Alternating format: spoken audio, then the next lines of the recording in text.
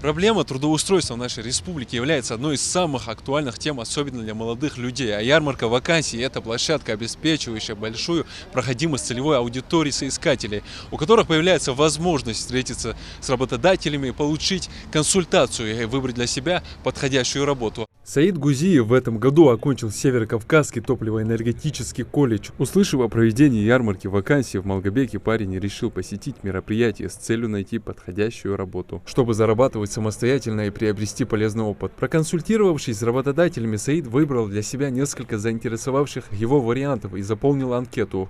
Благодаря этой ярмарке я узнал, что можно тут найти работу, чтобы не тратить свое свободное время, чтобы заработать деньги. Ярмарка вакансий – это не только хорошая возможность ознакомиться с различными предложениями, но и воспользоваться широким спектром возможностей для стажировки и практики, предлагаемых работодателями. Представляем Ингурский медико-социальный колледж.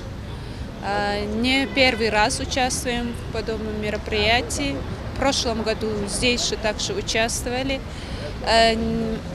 Мы ищем преподавателей, педагогов, технических дисциплин, юридических, практикующие специалисты нам очень нужны.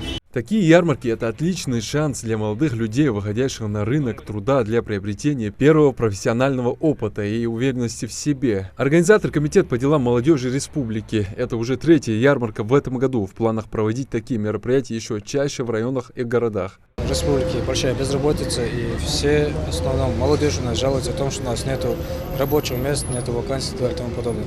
Поэтому взяли на себя обязанность провести в каждом городе такую ярмарку вакансий, доказать всем и показать о том, что у нас есть рабочие места, о том, что если есть желающие работать, для них есть рабочие места.